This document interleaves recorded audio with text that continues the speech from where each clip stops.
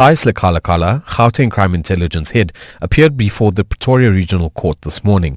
The trio are charged with fraud and corruption related to the appointment of 30-year-old Doneo Mokwele to an executive position within crime intelligence, despite her not having any previous policing experience.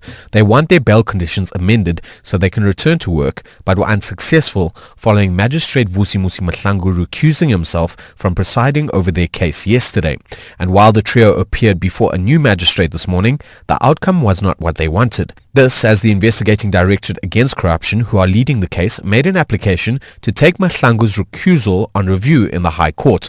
The matter was adjourned to allow the High Court process to be concluded before the trio's bail amendments can be addressed. Arun Singh, Eyewitness News. Umalusi says it's ready to conduct, administer and manage the 2025 end-of-year examinations. The government body responsible for quality assurance in general and further education and training made the announcement at a press briefing in Pretoria today. CEO Mafura Kometsi says while there are some areas of concern, they are not systemic and will not compromise the 2025 matric exams. Tanduluhle Ngobo has more. In auditing the state of readiness of the system, Umalusi uses a framework that looks at various focus areas. In the latest audit process, which was conducted between the 11th of August and 9th of October across all 9 provinces, Umalusi says over 1 million candidates are registered across the 4 assessment bodies to sit for the 2025 end-of-year national exams. Umalusi CEO Mafura Mokwele says while some of the assessment bodies still have some areas of concern, they will not hinder the examination from taking place. For that reason, I can report to the public that by and large the system is ready to administer the 2025 end-of-year national examinations. He says all concerns have been brought to the attention of the relevant heads of departments. Tanduluhle Ngobo, Eyewitness News. The Gauteng Health Department says it's reduced its civil lawsuit claims from 18 billion rand in 2023 to just under 7 billion rand in the current financial year. These are lawsuits filed against the department by patients who are seeking compensation for ill treatment they suffered at any of the province's public health facilities. Gauteng has consistently been the province with the highest number of such claims. At a media briefing in Johannesburg today, Health MEC Nomantunkomo Ralohoku says the drastic decrease in the liability claims will also save the department millions in litigation costs. This significant achievement was driven by the robust case management strategies, including systematic removal of dormant matters, the consistent application of public health defense, which ensures that future medical expenses are covered through continued care of public health institutions rather than monetary compensation, and the successful implementation of pilot mediation.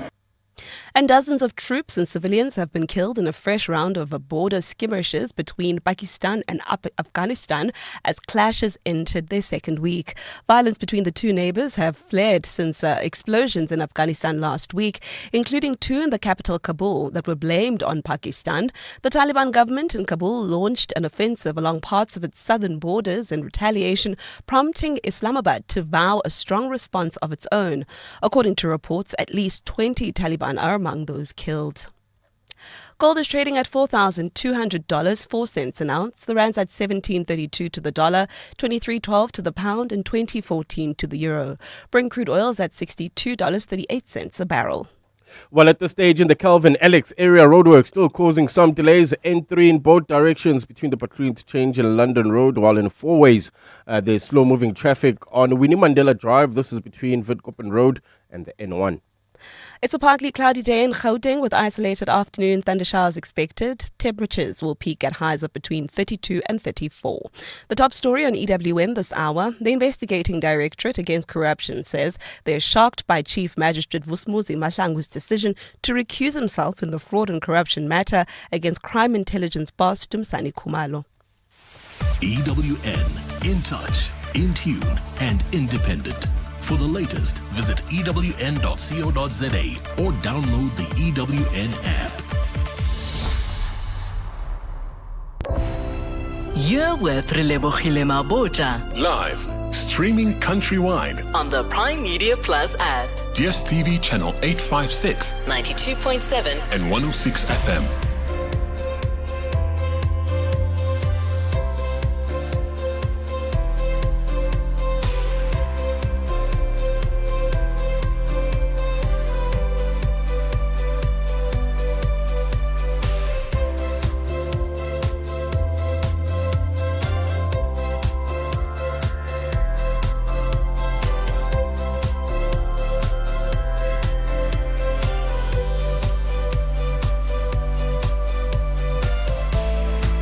7 minutes after 1 o'clock. Welcome to 7:02 Afternoons with me, Relebogile. This Wednesday, the 15th of October, we're going to be getting into some interesting conversations for the show today. I want to kick off by asking you about engagements. How long do you believe is too long for a couple to be engaged for before you say, this is too long? When are you guys getting married? Or maybe it's a standard you set for yourself where you said, I made it clear that after a year we need to be getting married. What has your experience been, and does it affect the success of the relationship, the length that you remain engaged for? I want to hear from you on that one. And also, even if you didn't do the one getting on one knee and giving a ring and calling yourself a fiance, but from the time that you did the letter to now things becoming official, how long is too long? Like if you send a letter and then nothing happens for 3 years, is it going to be a problem? Who is it a problem for and why? I want to hear from you on that one. Our finance feature, we're chatting to the co-founder of Luxity, and we're asking the question, could a Rolex beat your property portfolio? Oh man, wealthy conversations. Michael Zahariv will join us for that conversation. And then we wrap up with a masterclass. We'll be joined by the managing director of Emiris, Louise Wiseman. And we're talking about bridging the gap where they're redefining learning through debate, problem solving, and applied skills. Get in touch with us. 011 883 0702. SMS us 31702. Tweet at Relebogile M at Radio 702 using the hashtag 702 Afternoons and the WhatsApp line 072 702 1702. 702 Afternoons With Relebogile Mabotja. on 702. Let's walk the talk. What for you qualifies as an engagement that is too long? Whether this is the standard you have set for yourself, or where you look at other people and you're like, if somebody starts to explain saying, this is my fiance, and they're saying that story for 2 years or 3 years, does that start to become an issue? And do you think it impacts the success of the relationship? Maybe you're listening and you want to share an experience of how you remained engaged for a long time and possibly ended up not even getting married. And ladies, or even gents, after somebody has proposed to you, ring or not, cows, letters or not, mahadi negotiations or not, after you have confirmed that we are doing this, in your mind, is that the signal to start planning the day? Is that the opportunity in your mind to start going forward with the plans? And after how long do you now need to start giving ultimatums? 011 883 0702. The WhatsApp line 072 702 1702. Likhodi in Craigall Park. How are you? I'm very well, thank you. How are you? I'm good. Go ahead. So I've been with my girlfriend for about 8 years now, and people always ask us, has he popped the question, when you guys tying the knot? Little do they know that she's A, not interested, but B, you can get married like in a second in a courthouse. You don't need a year, 2 years, whatever. If you say, hey, babes, let's get married, you can get married immediately. I think people are wondering, what is the time gap allowable between the proposal and the actual ceremony? Yeah. And that might be influenced by things like money and planning and travel arrangements and such. But it gets to a point where clearly those are not the factors, and the proposal was just to save one party's feelings. And how do you feel when people keep asking you when you're going to pop the question? I laugh because I've had this conversation with my significant other. I'm like, babe, we've been together for X amount of time. I think that maybe we should take it more seriously. There are benefits to being married. And then I went online looking for all these supposed benefits like tax reductions and better insurance. And I struggled to find any compelling reason for us to tie the knot. I just laugh it off. It means nothing to anyone other than other people. So it doesn't matter to you just remaining in a partnership for the remainder of your lives together. We're together, we're committed to each other, and we're happy. And that's all that matters, right? At the end of the day, I mean, what is a piece of paper? You know, I can buy her a beautiful diamond ring anytime I want if that's really important to either one of us. But you mustn't. Can I tell you why you mustn't say that, Luhodi? Why? Because then they're gonna say, why don't you buy a diamond ring anytime? Because she values other things, and I've bought her those things or taken her on those experiences. Yeah, I hear you. I hear you totally. All right, thank you so much, Luhodi from Craig Hall Park, who says you can get married anytime at Home Affairs. You can just go and do that as well. Vusi from Tembisa, hi. Hi, how are you? Good, thanks, and you? Good, man. I believe there's no time frame for engagement. There's normally as black, there's women involved. Oh, Vusi, your network is not great, and I want to hear you properly. I'm putting you back to our producer, and let's see if we're able to get you on a better line. And maybe I can add this question. If a year passes of being engaged and a date has not been set, and I'm just using a year as the measure for the purposes of an example, is that problematic? So whatever you deem is too long for an engagement without the marriage happening, do you think that if a date has been set, because also Luhodi was saying, you know, there's other factors like travel. Maybe you want a destination wedding. Maybe you need to save. Maybe the venue you want is only available in 2027. I actually think maybe it's not about the time frame that you remain engaged as it is whether a date has been set or not, or plans are being made. Because I've been hearing I've heard of people who've been engaged for 5 years. Like you're just a fiance. Wire.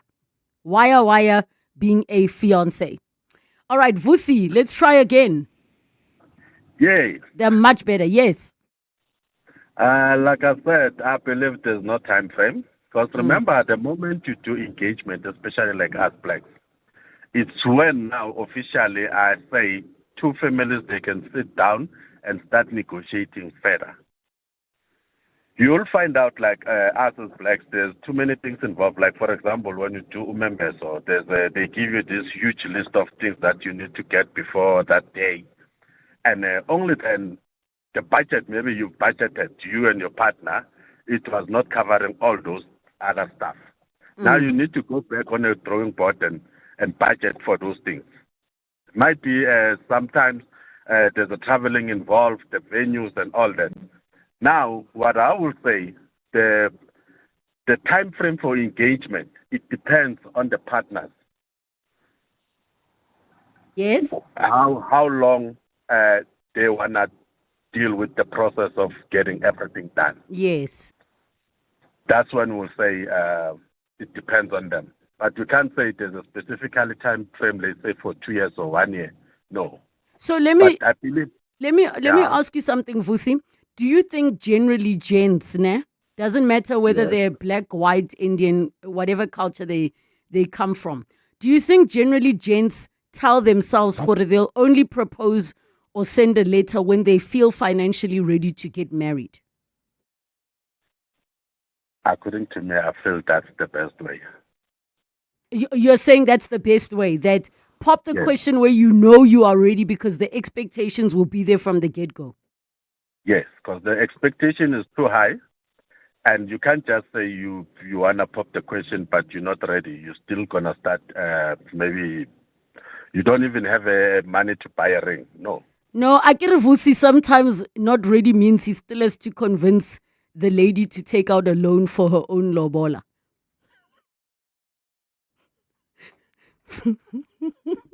I think we lost Vusi there. I get you on that one. You know those ones. You know those ones. They need to pop the question first so that the woman can be a part of, also there's nothing wrong with that. Sometimes gents want a woman to choose her own ring, so they do that process together. Vusi from Tembisa, thank you for your call. Tebogo in Soweto. Hi, Tebogo. Hi, Relebogile. How are you, ma'am? Good, thanks, and you? I'm alright, man. Mm. Now my take is that as a man, I think don't propose if I want to share it. It doesn't make sense. Because when I make the poor like women wait for 3 years to 4 years, don't propose as a man. My time frame is 6 months to at least a year. Okay, 6 months to a year. So you think that you propose when you have the money, ne? Yes, when you have the money, yes. Is the money for the ring or for everything? The money for everything. Yo. For everything. But in Cyril's economy. Because you can buy a ring, then after 2 months, 2 years, the ring is out of color because it's been waiting. Ow! What do you mean out of color? Please don't order the rings on Temu and Shein. Sell it at 20 rand. Exactly. So, okay, and for you, Tebogo, do you believe that generally when men want to propose, they're going to start talking about marriage anyways? So they kind of would have planned. Definitely. I think definitely you have planned something. You just can't propose without money. Doesn't make sense. I repeat that. Propose if you have at least something in your pocket. 40%, 50% of the money, at least. Okay. No, and that's what they say, ne? Mahadi hafeli, you keep paying and paying until. Evelyn from Rodiport, hi. Hello, Relebogile, how are you? Good, thanks, and you? I'm good, thank you. Most of the time, I'm going to add my own language, which is Sepedi, ne? No problem. First and foremost, in our black cultures, if I'm not mistaken, there's no such thing as an engagement. Mm. That's where we should start as black people. But technically, Evelyn, ne? Technically, I understand it's being done now. Yeah, because remember what I said, and you might have missed it at the top of the show, where I said, how long is too long from engagement, meaning on one knee ring, and lengwalo as the alternative? Okay. Lengwalo normally would say, Rona ba ga mamang, we coming to visit you on such and such a date. So the family, the groom's family, gives the bride's family a date on when they're going to come to pay the mahadi or the lobola. Mm-hmm. So, Mina, I would put it at 3 months at most. You can't engage and then it's 2-3 years and you still engaged. You must engage when you know, or at least you have 500 nyana to go and present at your, because basically in our Pedi culture, let me talk about my own culture. Yeah. In the Pedi culture, when you're saying you want to marry someone and you're engaging, go to the family, send your malumes to go to the bride's family and say, our son has seen your child and we are here to introduce ourselves, and then you pay, even if it's 500 rand or 1,000 rand. Basically, you're saying, we're saying, Utiba Sefiro. So you're saying, no other guy must come because I have intentions to marry this person. To me, that is our way of engaging. Not giving me a ring. When must I wear your ring? And what is my family going to say? The day your family comes, they're going to fine you for me wearing a ring without their knowledge. We don't have engagements in the black cultures, guys. Let's not. Yes, we are adopting all these cultures. Yes, we're saying that 500 rand that went to that family, according to the law now, you guys are married. But in the culture, let me ask you, are not married until the mahadi are complete. Yes. And the bride is being brought to the groom's home, and we call it wa amurelwa. Then wa amurelwa. Then in Pedi culture, then you're married. So Mamela, I care you can still say, once that letter has arrived and redumetse, I care Baholo will come and say, there's a man here saying he saw you, wa motseba na. Yes, ke a motseba. Then the family say, okay, we'll make an appointment. Technically, we are now, that person's my fiancé because he's intended for us khonyala. Even though we don't have a term. Yeah, so you're saying 3 months. Not agreement, yeah, ring, you giving me a ring. It's the both of us go mulling. You're excited now. You're bringing me a ring without my family being engaged in negotiations with your family. No. What if he says, I'm going to send a letter with my uncles? How long should the woman wait for the uncles to come? Is it 6 months? 3 months. 3 months. Okay. 3 months. You cannot just propose usnali 200. No. No, propose also 5,000 and give them something. Evelyn and Roddy Guys. And I'm here vouching for the people who don't have 5,000. Guys, what happened to just love? How in this economy it means people who don't have money are not getting married. How guys? DNA from East Rand. Hi.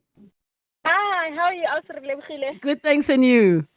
It's good. Okay, so now personally, from the word go, I had put out my intentions. Listen, I don't want to get married this year, next year, but maybe like in the third year, yes, I want to get married. So I had already told him, like, this is who I am, this is what I want to do. So if you're not in the game, then no. And then Veleka, the third year, he took the letter. And I personally feel an engagement that passes 12 months is too long. If you're sending the letter back home in Jan, by March we must have a date. December we're getting married, or even like August we are getting married. If it's anything past that, it has to be a good excuse or a good reason as to why. Because also, it doesn't have to be an extravagant wedding, you know. It doesn't have to be a manyalo atajang 300,000. We all know how the economy is like, and we also have to have life outside of our marriage, our marriage wedding day, celebration, you know? yeah. Yes, we need to have life after our wedding celebration. So let's have a budget, and whatever is extra, and whoever, like, you know, Batsadi Barona, they want to visa Nkunuwa, Kokowa, Mang, come to the wedding and this, and when you only budgeted for 50 people, if they want to bring those other people, let them cough in as well and contribute to the wedding. But the thing of putting pressure on yourself and wanting an extravagant wedding and forgetting that there's still life after your wedding day, then that's where the problem comes in. But anything beyond 12 months of a lobola negotiation is too long of an engagement. Let's wrap it up. Let's decide we're getting lobola, okay, we're getting lobola today. Next month we're getting married sharp. We move on. And you do it with what you have at the time. We do it with what we have. We don't have to put pressure on ourselves. This is what we agree. We agree to go, okay, baby, now I have 50,000 for your for Mahadi. Okay, and then we've got 50,000 for the wedding. Okay, sharp. So 50,000 Mahadi, 50,000, and then when I go and try to speak to your parents. If they don't agree and they decide to say 80,000, for instance, for Mahadi. Okay, let's take from the 50,000 that we saved up for the wedding. Either way, from my understanding, Tsheletea Mahadi assists with the wedding planning. So even if Rikanta Koyona, Raisa Mahading, it's going to come back in a way, indirectly back to us, because it's going to assist us with the wedding. Borekadi Homu, you know, Budi, and all the rest. Okay, thank you so much for your call. 1 year, guys. That's the cutoff point. Semi in Pretoria. Hi, Semi. Good day, go ahead. Yeah, now I say there should be a time frame between the time when you send a letter to your girlfriend's family and the time before you get married. So I would say 24 months, because you are before you get married, obviously you're going to move in with this person, right? And then you want to see how are they financially, how are they when you live with them under one roof, unlike when they were living you guys were living apart. Because I don't believe in cohabitation. That doesn't lead anywhere. I believe that people should cohabit whenever they heading towards a marriage. So you want to see how does this person behave when you're living with her under one roof. You want to see how she uses her finances. You want to see how a family behaves towards you. Is this a type of family that already teach you, like, you must buy me this, you must fix my car, what, this, that, and the other. So you want to gauge that. And if within that 24 months, it does things have gone sour, then you guys have got no reason to get married. Okay, so you're saying 24 months maximum? Yeah, because just, 24 months, it's a good thing. You want to see how she behaves financially, how she treats you. You want to see how, you want to do You know, when you're looking through a palantir, there's this glass ball that they use in a lot of the rings. You want to see through the future. And then you want to see how the family treats you. You want to see everything. Then 24 months is enough. Then if things go sour within that 24 months, then you know it isn't meant to be. Okay. All right. Semi in Pretoria, thank you so much for your call. I mean, I would imagine by the time you've said, I intend to marry you, whether it's a letter sending bomalume, vulamlomo, or a ring and a proposal, I would imagine that's it. There's no reason to be turning back from there. All the things you were planning to do should be, or all the things you were planning to assess should have been done by then. I mean, except for maybe the premarital counseling, but I don't imagine it to be something that you should still be figuring out at that time. But hey, some of your messages, Ngezu in sentence says, I think over a year is long for an engagement. Another one says, Welele, hi Relebogile, Lukhodi's lady must blink twice because I corner. What do you mean? Guys, there are women who don't necessarily believe in the institution of marriage. It's true. And conversation for another day. But for us women, it doesn't necessarily add that much. I mean, and I'm saying in non-biblical, non-spiritual terms, if you're going to be searching what are the benefits of marriage. So there are women who are like that. Mel Pola says, after 11 years of living together, my husband got fed up one day after being addressed as Mr. Smith. We got married in Vienna at our yearly family visit in Austria. That was in 1997. Anonymous says, my friend paid for her own lobola. Guys.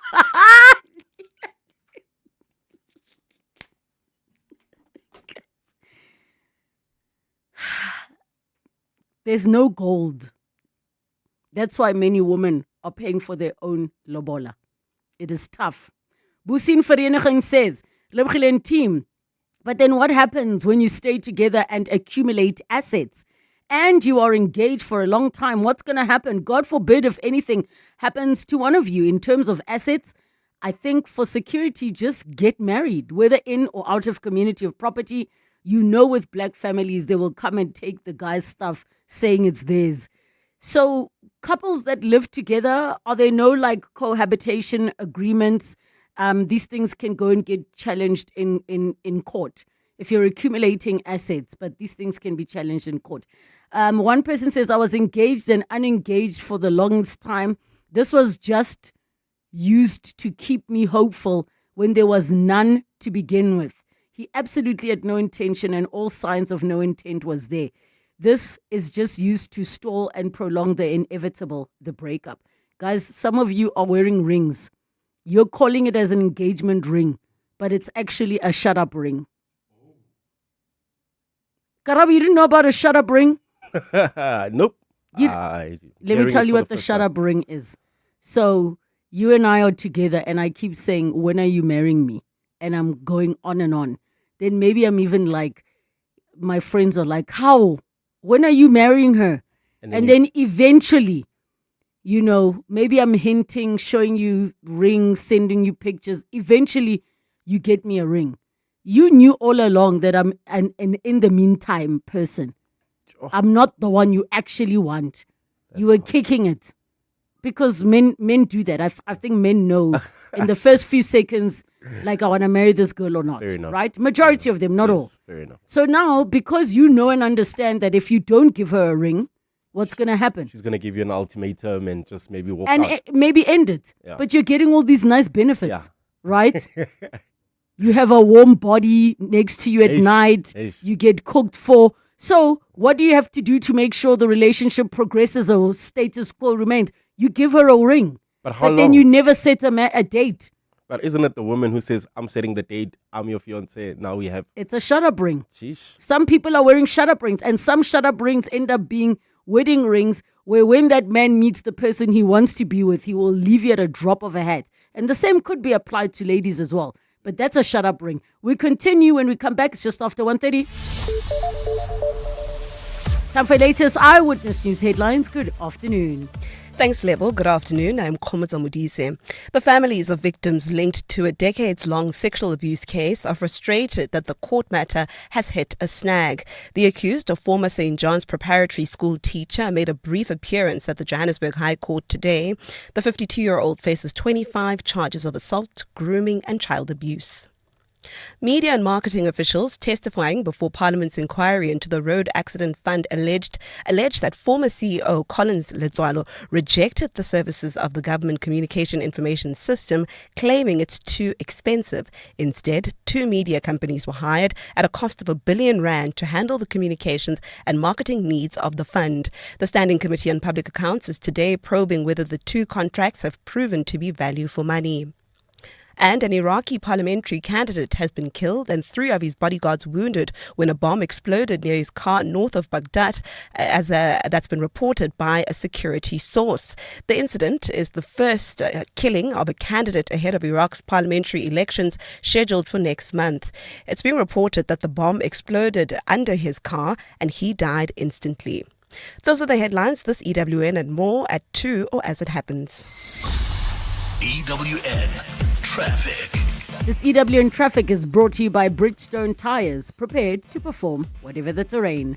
Calvin Alexandra area roadwork still slowing down traffic on the N3 in both directions between the Patrol Interchange and London Road. While if you're heading towards Fourways, there's also slow-moving traffic. That's on the N1 northbound between Winnie Mandela Drive and Rivonia Road. Look out for those faulty traffic lights in Sunning Hill at Witkoppen and Rivonia.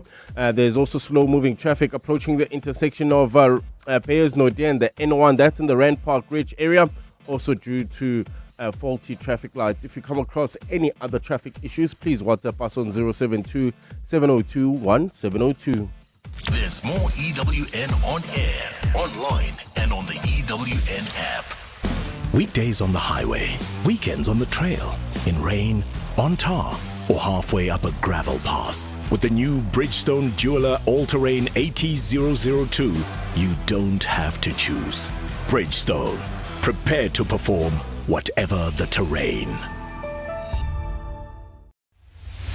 Clement Maniatella. Weekday mornings, 9 to 12. 9 to 12. Do you believe that the quality of universities has gone backwards? And I'm asking that because I saw a recent report indicating that only 3 South African universities have secured positions among the top 500 tertiary institutions worldwide. Should we be concerned about this? The C rankings, in their nature, they measure different issues, and that does not bother us. I'll give you an example. They measure how many researchers internationally have been absorbed in your system. Now, the question is, do we want that or don't we want that?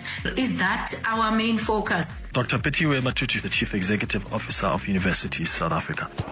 Clements Maniatella. 9 to 12 on 702. The Wits School of Governance develops leaders and innovators who reimagine governance, strengthen institutions, and drive inclusive growth across Africa. Your journey to impact starts there, from postgraduate diplomas to masters, PhD programs, and executive education tailored for today's wicked problems. They equip change makers in government, civil society, and the private sector with the tools to lead boldly and with purpose. Governance matters. Visit wsg.ac.za and apply today. Brush, stroke, paint, color, protect, and admire. From roof paint to exterior textures and interior silk, Warrior Paints has it all. The product range and stylish colors are amazing. And what's more, Warrior Paints has crushed prices for incredible savings. Enjoy that good old-fashioned personal service you deserve. For price, quality, variety, and service, Warrior Paints is streets ahead. Warrior Paints. Affordable, lasting luxury. It all starts with FNB Private. With secure, easy payments for a hassle-free overseas holiday. Tap, swipe, or go digital with your FNB Visa cards. Earn rewards when using your FNB credit card or global account debit and virtual card. You can even fund your global account on the FNB app while traveling. Make the most of every moment. Unlock invaluable with FNB Private. Help changes everything. FNB, a division of First Rand Bank Limited, an authorized FSP and credit provider. TCs, earn rules and limits apply. If this ad caught your ear, imagine what Prime Media can do for your business. With South Africa's leading media company, your message reaches the right audiences across radio, digital audio, video, and display. The Prime Impact Sales Event is coming to Joburg 3 to 7 November and Cape Town 10 to 13 November. Register today for a free demo commercial, a custom campaign, and unbeatable annual partnerships. Seats are limited. Secure yours now at primeimpact.co.za. He's the boss, the legend, the man whose music defined generations. Now, his story hits cinemas in Springsteen, Deliver Me From Nowhere, from 24 October. And 702 is giving you the chance to win big this week. We're celebrating the icon with 2 truths and a lie. 3 facts about Bruce. One's not quite true. WhatsApp the keyword Springsteen ZA to 0702 702 1702. And we could call you to play every day next week. Spot the line and win 2,000 Rand cash, exclusive pre-screening tickets, and a shot at a collector's vinyl package every fan will envy. T-Season more on primemediaplus.com. Only on 702. 702 Afternoons with Relebogile Mabotja. 22 minutes to 2 o'clock. We're chatting about engagements. What makes an engagement too long in your eyes, whether it's for yourself or for other couples where you're like, guys, 8 years being engaged is too long. And we're also including not just the ring setup, but the setup where a letter has gone to families. If a letter has come through where na ule ankel, like if 6 months go by and nothing has happened, are you concerned? And yes, I mentioned the shut up ring because it is a real thing. So some people are engaged indefinitely because they were given a shut up ring. As in, shut up, stop nagging me that you want to get married. Sharp, there's your ring.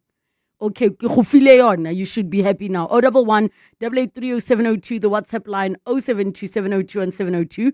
Here are your voice notes. Hi, Relebogile. Don't say why. You're making it feel very bad, very wrong, and engage why. Relebogile West. Hi, Relebogile. Hunad here from Cosmos City. Great show as always. Kaya engagement and all that. Naya Mahadi and when they come back. So with me, when my husband's family came, my father gave them a year. Today, I'm giving you guys exactly 12 months. My child is not a lay-by furniture. You can go and lay-by a bed and a furniture store for a year, 12 months to pay. My child is not furniture. So you come back and within a year, we should be done. If you are not done, we start again from scratch. We start from zero. So, yeah. That's how it went with me. So within 8 months, my lobola negotiations were done and dusted. That one. My child's not a lay-by. You see your father, Kamurata. You must put a limit. You must put a limit. And you start from scratch afterward. I respect that man. Hello, Relebogile. Those people which are 2 years, 3 years. Nalemutwaka, we've been together for 15 years. We met in 2010, and after 7 years, Kangwala Lingwalo, today I haven't finished, but we are happy. Reshapo, we'll let them know and go finish up. But for now, we're leaving. Reshapo, Retalukisa, when the time comes, sharp. Those who are waiting to propose when they have money, that's why they are still single, not married. They can date, but they won't get married for life. If you find a person that really, really completes you, there's nothing that can stop you. I'm telling you, there is something that is called, you get a person that completes you. You create wealth, you create a family, you build, and you can achieve anything with that person. But if you are going to wait because of money, then I think you'll wait forever till Jesus comes. Amen. Amen. You know what I even want to add to that? Sometimes when you wait for money to get married, you don't realize that that partnership is going to help you have the money. And I'm sure that there are men and women who can fully say with their chest that I only started to grow exponentially because I got married. Just a thought to consider. Maybe you don't have money because you aren't married. And you can think about that in 10 million different ways. Some people are not given certain opportunities because they don't have wives. Some people are not looked at a certain way because they're not married. Just a thought. More of your voice notes. Relebogile. Great show. Save here, Kempton Park. I think anything more than 12 months after the lobola negotiations have been completed is just too long. What I can say is that there are a lot of ladies out there being in the Lord of the Rings, Frodo Baggins, carrying a ring forever. No, let's do better, gents. 12 months, nothing more. Relebogile, Semi is mixing issues here. It's not about test driving wanako habatu. It's about the time frame between lobola or an engagement and the actual wedding. So you see now people get the opportunist. Now it's all about how when you are using money, how when you are behaving around his family. What about him? So it's all about rona basadi re itshwere jwang. Sharp. Some of you guys, when you say your voice notes. Oh, let me go to the WhatsApp messages. Afternoon team, the wife and I married. What? The wife I married, she had a ring, as you said, a shut up ring label. That's Enos. Enos.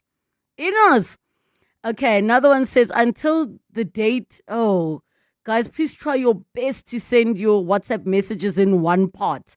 The system that we use to read, it just makes it easier to follow. So this one reads as follows. My partner and I have been together since 2014, October 6th. March 2021, the date was set and my father sent elders for lobola negotiations. So that's about 7 years difference. I was charged 81,000 Rand for lobola. I paid 10,000 Rand deposit. Then 2 months later, the mother of my wife changed her delegation and brought her friends and they demanded 190,000. 2025, first week of October, after being emotionally abused by the mother-in-law, my partner was told by her mother that I am not your mother. Your biological mother was my friend. Your biological mother did. So it is a whole drama explaining that this person was in a very long situation. Then they go on to say, until today, the balance of 71K was rejected because they wanted more money, and my partner and I, we still live together with children, but there is no trust and we are still not married. Sounds like there are other issues outside of the outsiders there in your relationship. Another one says, Yo, Oslebo, Rona, our mothers got married. Serihudile. Imagine being your father's groomsman. No, it's right.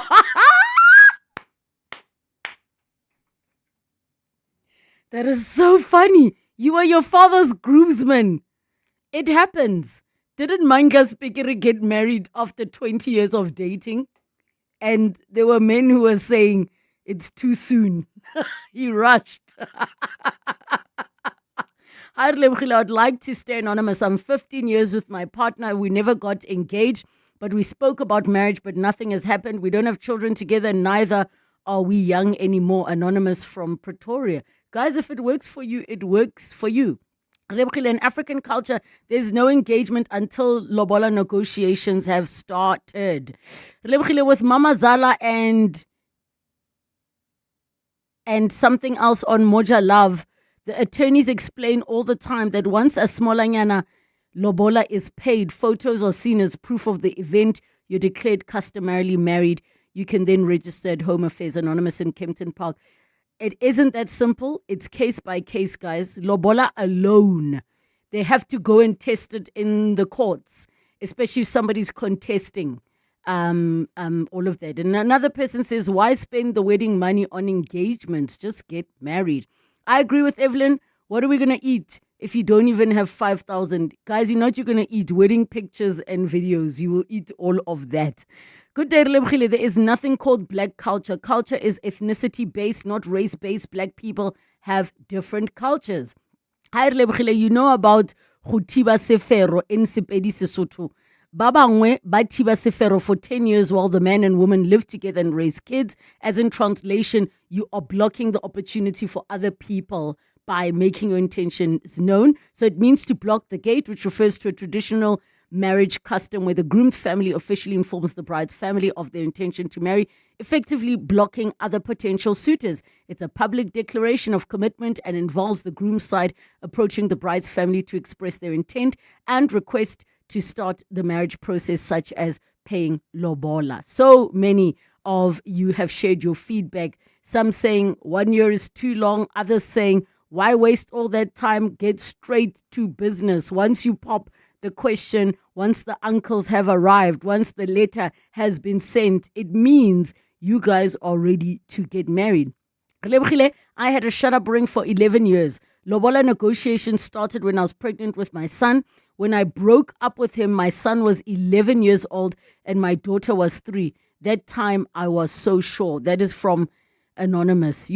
I'm glad you are fully aware it was a shut-up ring, but also aren't you glad that you possibly exited with fewer implications? And it's tricky. There's no right or wrong. Some situations work for some and others don't. And I guess that's how the story goes. Quickly, I'm looking at Facebook. Christina says 6 months is enough. Nonkanka says a year. Selepe says a year. Khumucho says a year is the time. Untirez says, before you engage her, you must have money for lobola. Then engaging her, lobola preparations must start. Nash says, what I've learned is that these people know what they want and who they want. That is also true. Tasco says 2 years is the limit. Piwe says, but love has no time frame. And Mkhomolemo says there's no specific timeline for how long it takes a man to know if he wants to marry someone. However, some research suggests that people on average take about 6 months or so to know if they want to be married to their partner. I think people know right at the beginning if they want to marry you. I think after 6 months, they are sure. They confirm that they want to marry you. But what do I know? 11 minutes, 10 minutes to 2 o'clock.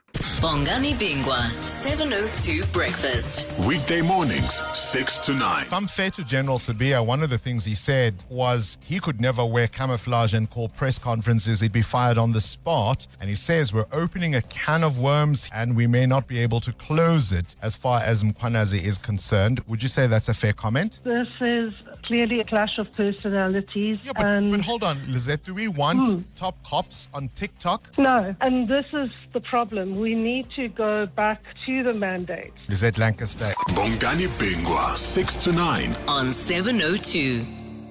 Lyft is turning 5 and we're celebrating with South Africa. Back in 2020, the public chose our name, and now 5 years later, Lyft is inviting you to design a tale of a real Airbus A320. That's right, your design could take to the skies on one of our aircraft. And the best part? The winning designer gets flights for a whole year.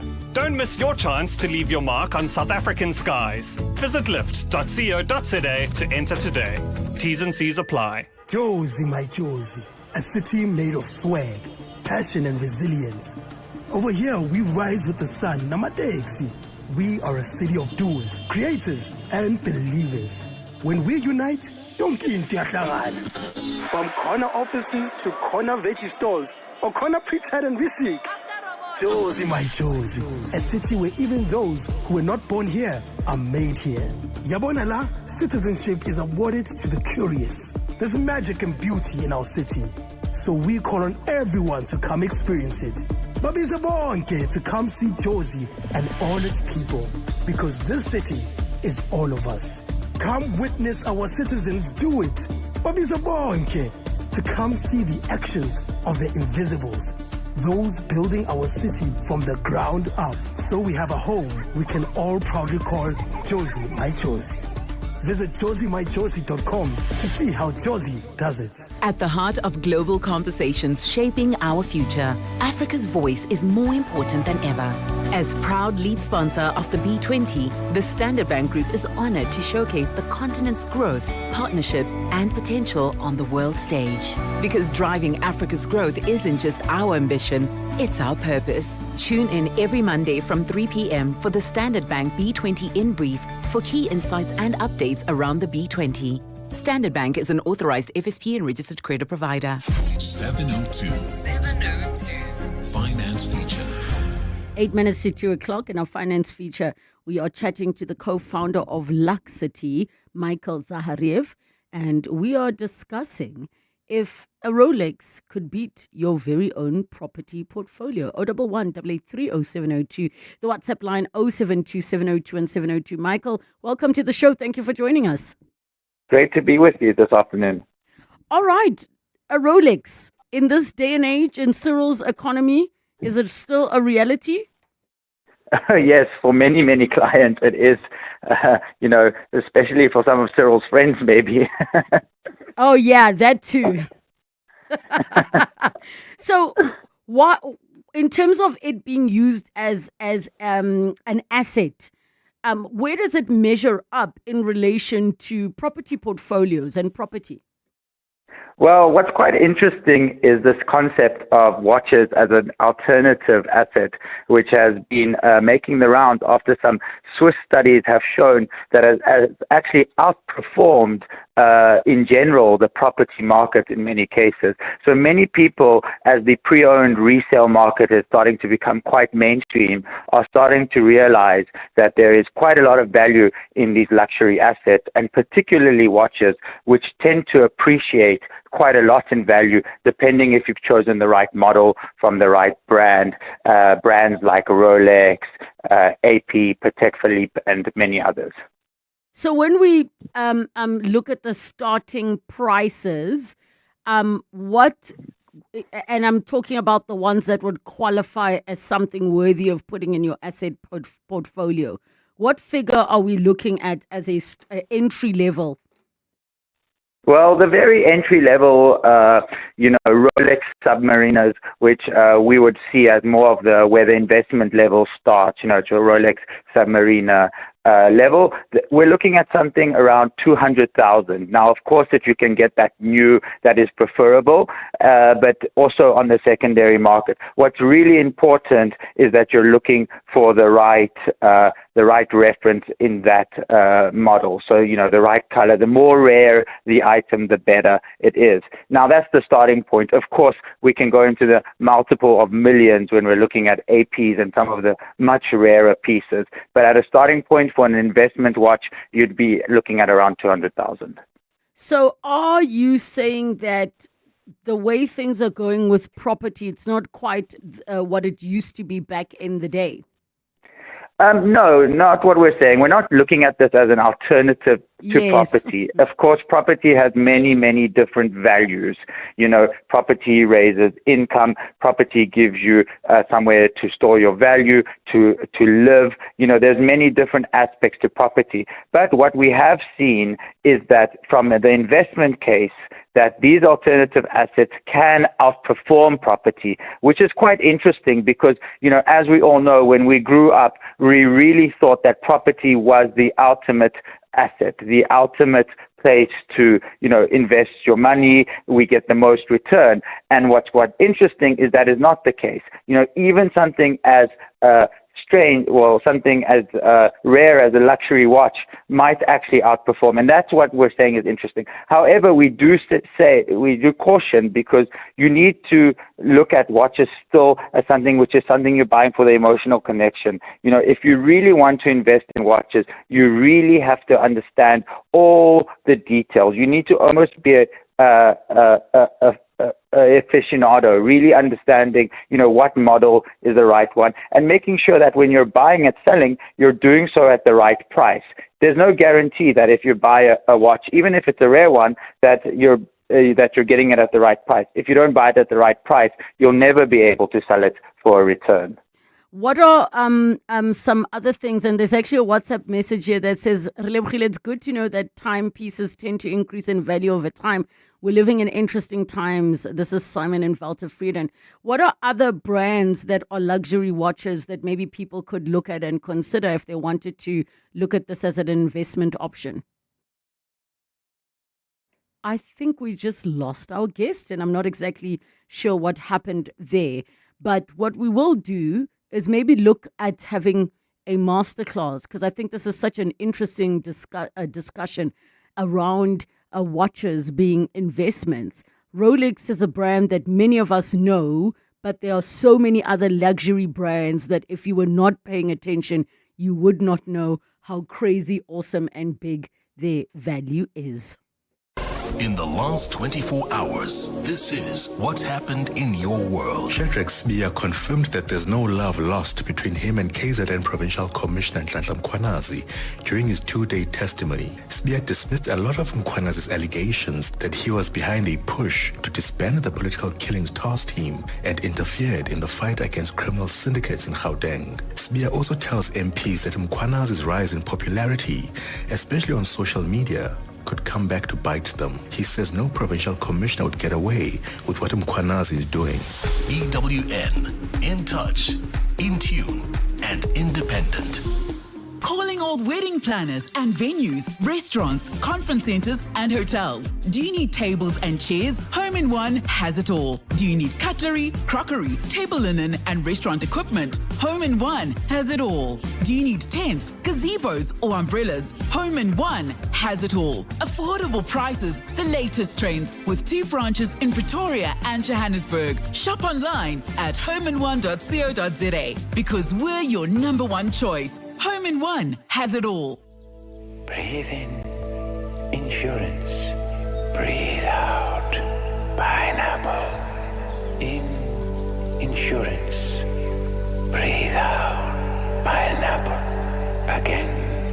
In, insurance. Out, pineapple. Again and again. Pineapple FSP 48650 is underwritten by Omart Insure Limited, a licensed non-life insurer and authorized FSP. To walk the talk is to turn words into meaningful actions. And it's what we at 702 are committed to doing every day. We are also committed to following the rules set out by the Broadcasting Complaints Commission's Code of Conduct. To give you balanced programming, fair comments, and accurate news. But if we stumble along the way and you feel we are not living up to the code, let us know on comment@702.co.za. And if after that you're still not happy, you can direct your complaint in writing to the Broadcasting Complaints Commission. Email bccsa@nabsa.co.za. For more, visit bccsa.co.za.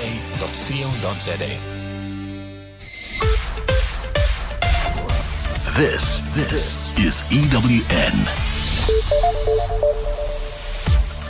Good afternoon, I'm Khomozo Modise. The families of victims linked to a decades-long sexual abuse case are frustrated that the court matter has hit a snag. The accused, a former St. John's Preparatory School teacher, made a brief appearance at the Johannesburg High Court today. The 52-year-old faces 25 charges of assault, grooming and child abuse. The judge postponed the matter to the 20th of November for a pre-trial hearing.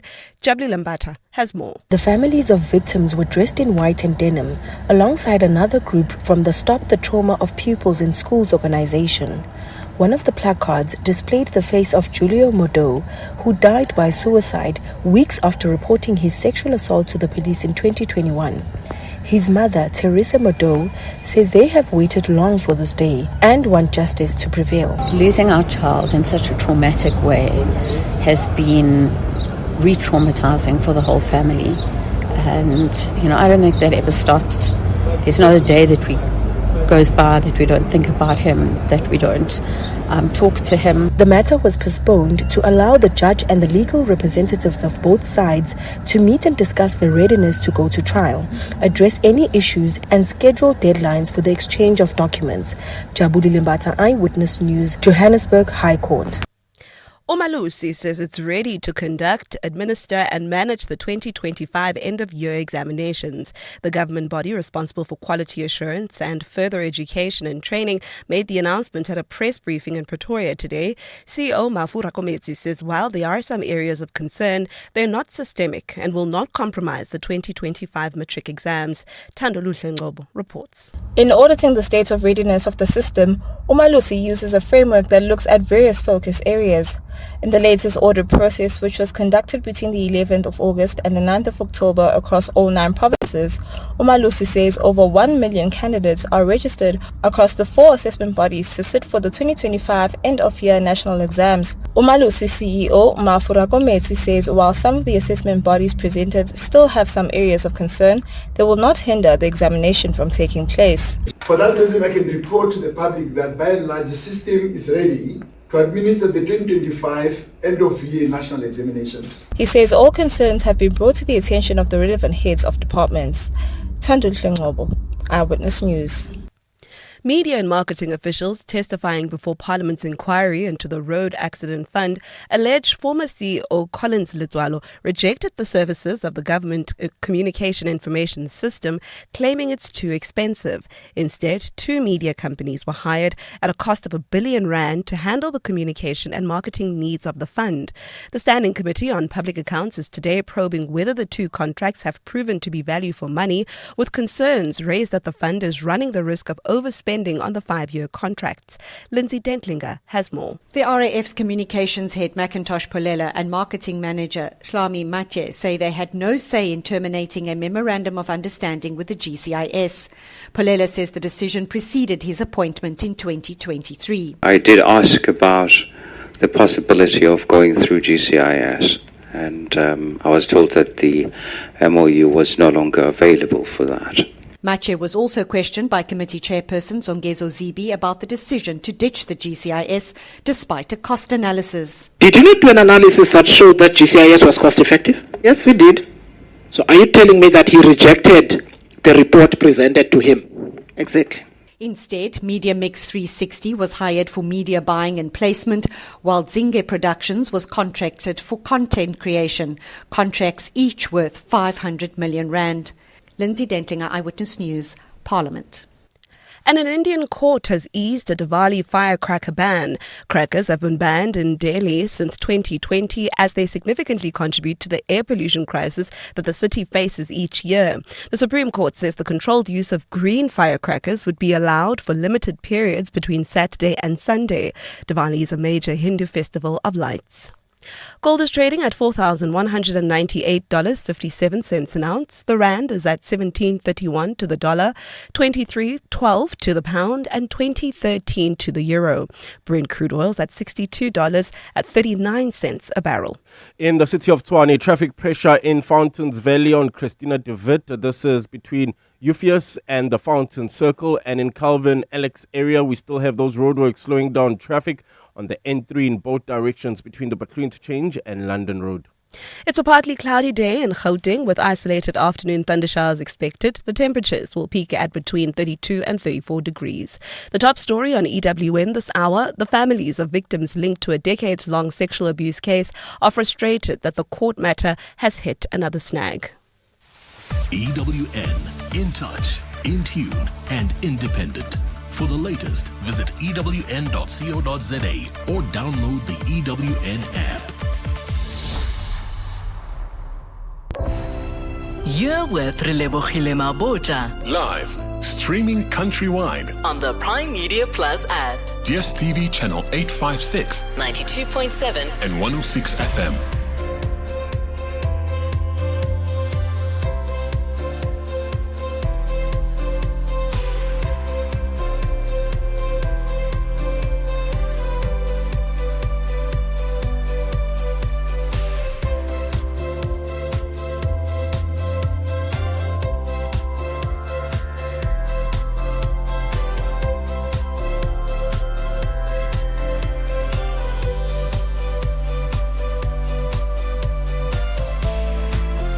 Minutes after 2 o'clock, it's the second and final hour of 7:02 afternoons with me, Relebogile Mabotja, and we're going to be jumping into a masterclass. And we will be chatting to Louise Wiseman, Managing Director at Emiris, to chat about bridging the gap, where we're redefining learning through debate, problem solving, and applied skills as well. Get in touch with us, 011-883-0702, SMS us 31702, tweet at Relebogile M at Radio 702 using the hashtag 702 afternoons, and the WhatsApp line 072 702 1702. 702 Masterclass. The Masterclass with Relebogile Mabotja is proudly brought to you by Emiris.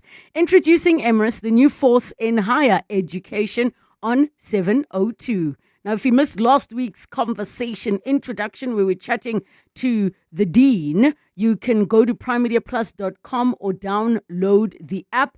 In today's discussion, we're going to be joined by Managing Director at Emiris, Louise Wiseman. We take your calls on 011-883-0702 and the WhatsApp line 072-702-1702 as we have a discussion around redefining learning through debate, problem solving, and applied skills. Louise, welcome to the show. Thank you so much for joining us. Thank you for having me on your show today, and good afternoon to the listeners. Now, you are the Managing Director at Emiris, which the Dean shared with us how all of the schools came together for it to become what it is. As the Managing Director, you obviously are in a very unique position, and I'm sure so many people would want to delve deep into your brain. Can you maybe share with us some of your background in education?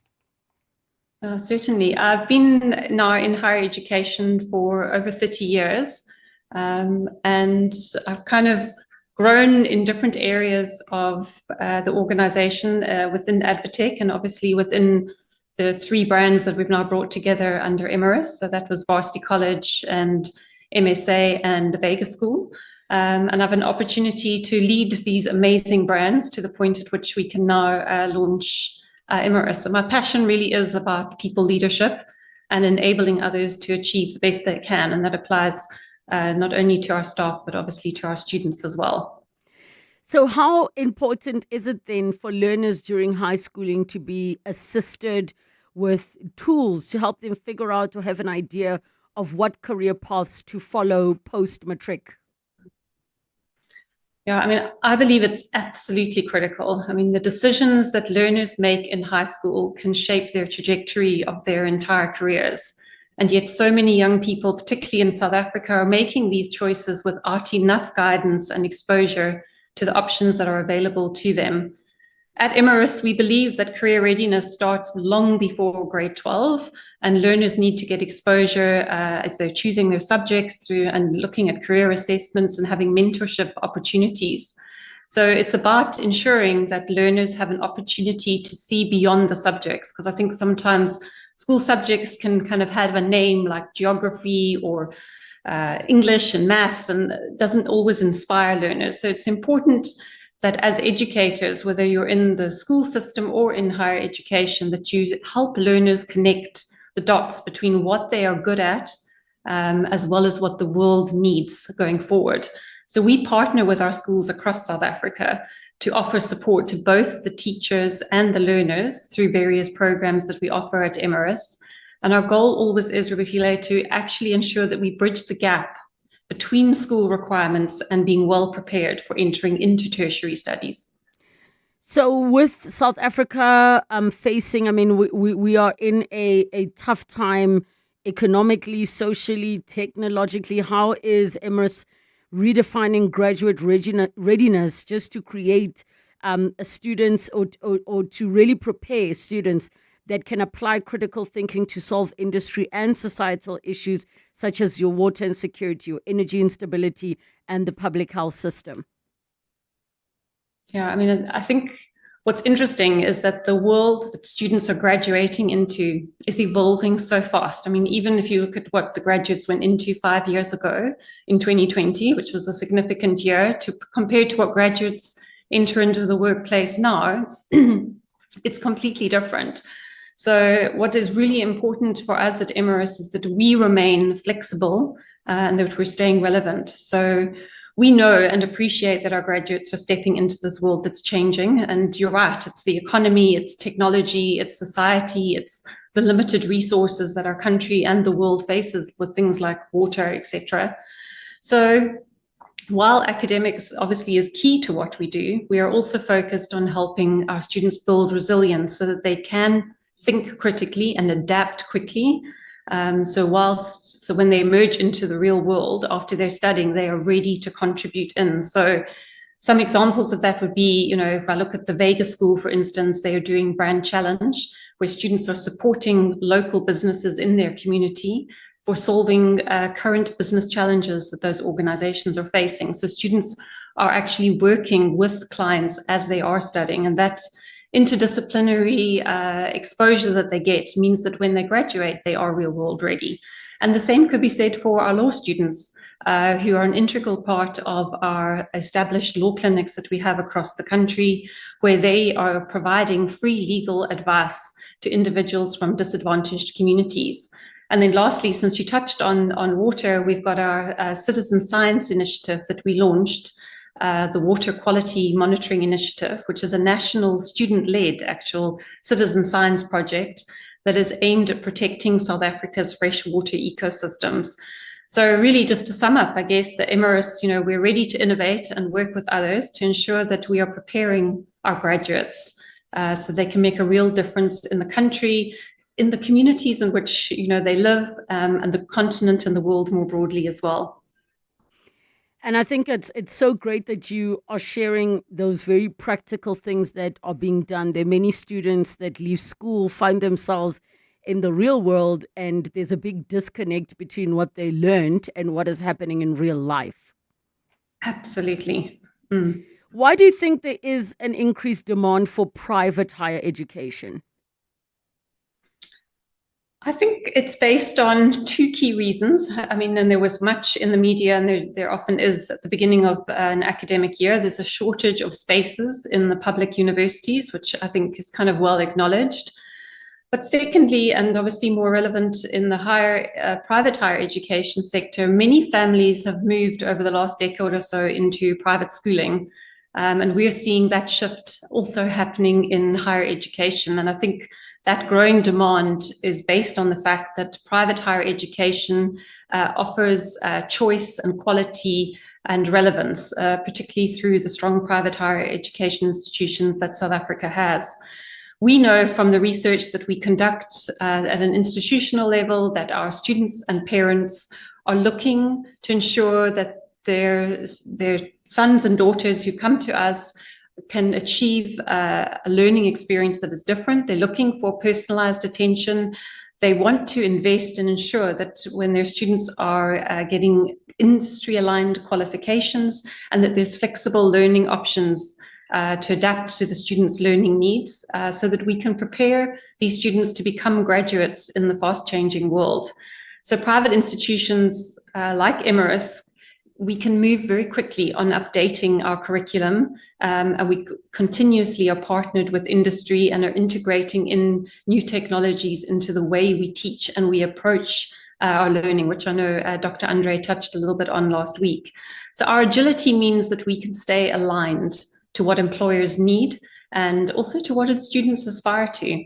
So in simple terms, the Emiris value proposition lies in the quality of education and how we develop our students to be both mentally as well as emotionally prepared to be the top choice for employers in South Africa and beyond. We're going to take a break, and when we come back, we continue. There's a WhatsApp which says, Relebogile, it sounds like you're saying Emirates. Emiris, E-M-E-R-I-S. I'll do my best to be more articulate when I say it. And when we come back, we'll chat about the unification for those of you that missed, because you might be thinking, what is Emiris? We will do a recap. 16 after 2 o'clock. Feel the rhythm of summer at the Old Mutual Music in the Gardens, featuring Mikasa and Jazeel Brothers, live on Saturday, 25 October at the Walter Sisulu Botanical Garden.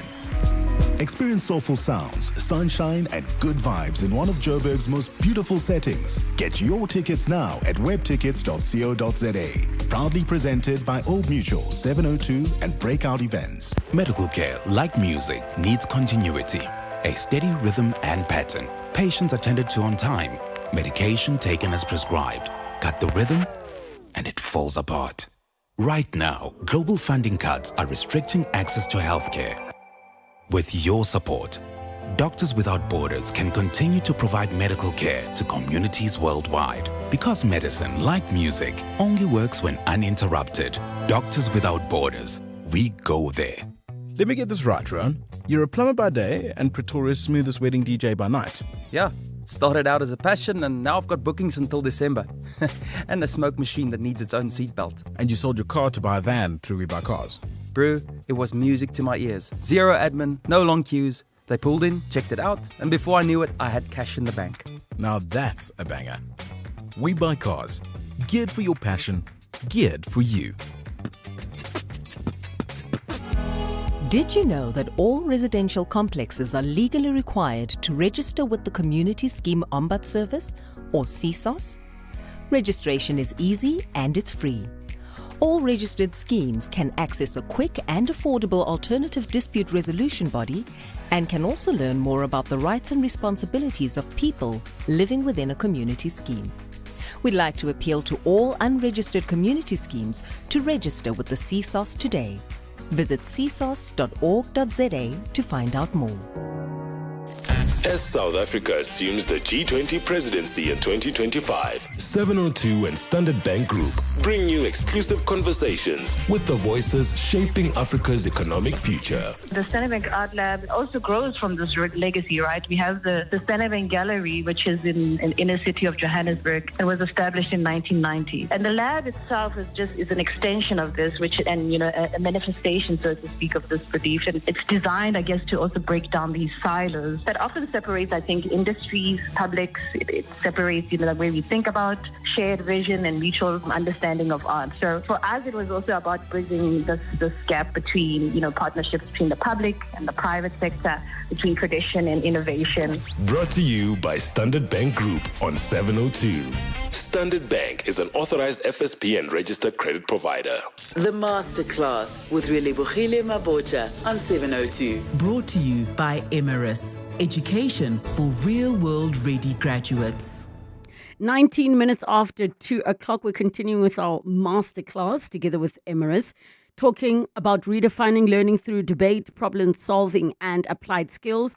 And we're joined by the Managing Director at Emiris, Louise Wiseman, with your calls and questions, 011-883-0702 and the WhatsApp line 072-702-1702. So to quickly recap, Louise, share with us, how did Emiris come about for those that are listening in for the first time? Oh, thank you. So the emergence of Emiris reflects a broader transformation for us in South Africa's private higher education sector. Our consolidation of the three IIE leading brands, which are the Varsity College, MSA, and Vega, under a single institution, creates a unified platform for innovation, industry collaboration, and entrepreneurial thinking. It is also going to simplify our operations, which will then enable us to provide greater focus on delivering quality education to our students, and thus ensuring that we have a consistent standard of excellence in our teaching, learning, and student support. Our goal is and remains to produce graduates who are not only knowledgeable, but also resilient and capable of pivoting across different industries. So whether they're going to be working in technology, education, or the creative industries, we want our Emiris graduates to have the skills to ensure that they can make meaningful contributions to both the economy and, importantly, to society as well. So what then is the biggest benefit for students that are coming through to Emiris, with them all being, consolidated under one umbrella? And I know that Doctor touched on it briefly last week, but from your perspective as MD. Yeah, I mean, I think the benefits of consolidating, bringing together the skill set that our staff have together, and being able to leverage that so that our students can benefit from the experience. We are really excited to have the Vega School actually on the Emiris campus going forward as well. So we've relocated Vega School in Pretoria, and we're about to do the same in the Sandton precinct. And I think by consolidating, we'll be able to have a larger kind of impact with our larger campuses, and our students will have more of a university experience and student experience when they're with us. So it's an academic benefit as well as a student experience benefit. Okay, and I think it's great that you are looking at it from both perspectives, from the experience part and also the other sides of the benefits that students can get. Now, the question then is private higher education reserved for only the privileged few that can afford, or are there other opportunities for those that are academically or athletically gifted from disadvantaged backgrounds to get access to funding or any kind of bursary and sponsorships? And what would that criteria look like? Yeah, thank you. I mean, it's absolutely not reserved for the privileged, and that's a perception that I would really appreciate an opportunity to dispel. Access to quality education is a critical challenge that our country faces in both basic education and in higher education. And that is why, as part of the higher education sector, we have launched a social investment initiative that enables students from lower income households to gain access to high quality education at Emiris. And that base criteria is for students who come from households income below 700,000 per annum. They would be able to apply. And we believe that this initiative and enabling more students to have access to our quality education at Emiris in turn will help to grow the talent pool and strengthen the country's workforce. And yes, in addition to supporting the lower income households, we also have an established scholarship and bursary program for those learners who are academically gifted, and also for the learners who have great talent in sport.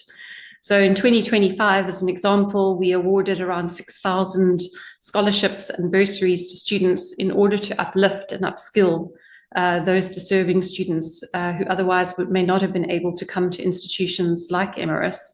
So I would like to encourage the listeners to visit our website at emiris.ac.za to find out more details about the fee assistance program for the lower income household families, and also our scholarship opportunities as well. All that information is available on our website.